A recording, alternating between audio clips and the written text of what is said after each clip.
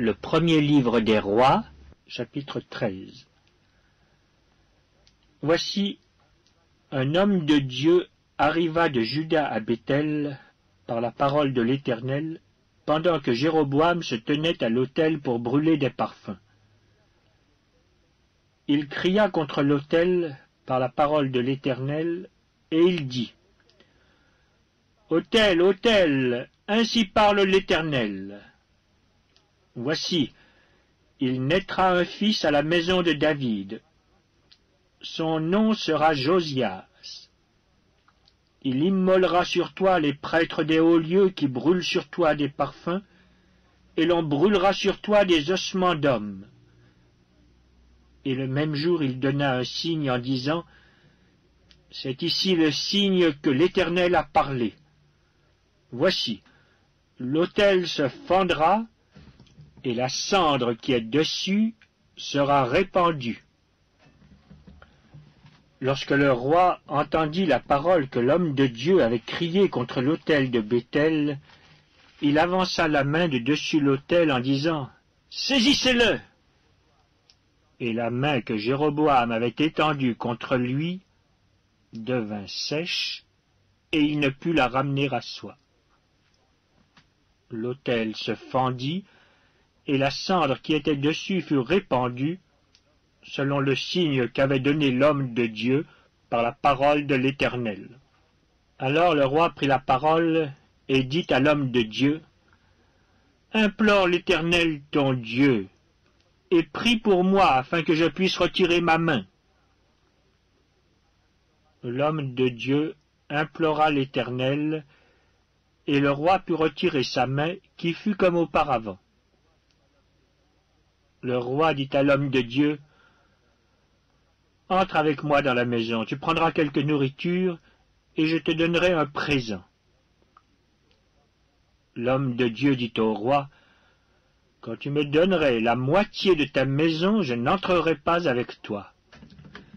Je ne mangerai point de pain, et je ne boirai point d'eau dans ce lieu-ci, car cet ordre m'a été donné par la parole de l'Éternel, tu ne mangeras point de pain, et tu ne boiras point d'eau, et tu ne prendras pas à ton retour le chemin par lequel tu seras allé. » Et il s'en alla par un autre chemin, il ne prit pas à son retour le chemin par lequel il était venu à Béthel. Or, il y avait un vieux prophète qui demeurait à Béthel. Ses fils vinrent lui raconter toutes les choses que l'homme de Dieu avait faites à Béthel ce jour-là, et les paroles qu'il avait dites au roi.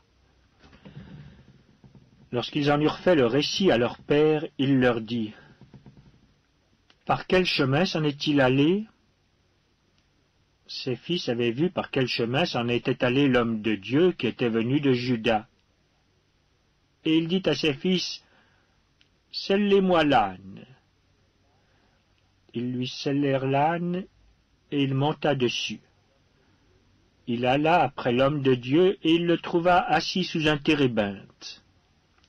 Il lui dit, « Es-tu l'homme de Dieu qui est venu de Juda ?» Il répondit, « Je le suis. » Alors il lui dit, « Viens avec moi à la maison, et tu prendras quelque nourriture. » Mais il répondit, « Je ne puis ni retourner avec toi, ni entrer chez toi.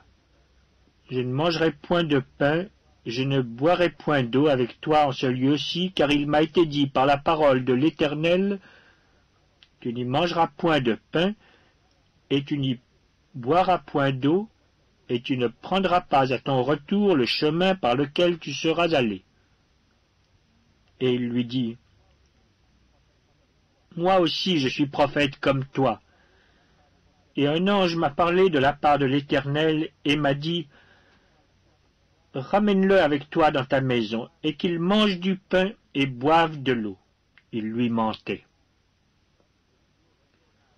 L'homme de Dieu retourna avec lui, et il mangea du pain et but de l'eau dans sa maison.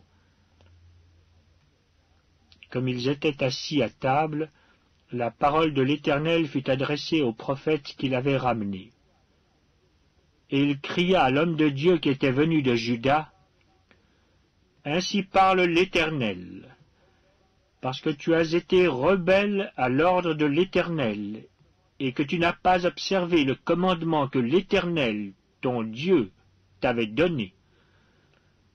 Parce que tu es retourné et que tu as mangé du pain et bu de l'eau dans le lieu dont il t'avait dit, tu n'y mangeras point de pain et tu n'y boiras point d'eau, ton cadavre n'entrera pas dans le sépulcre de tes pères.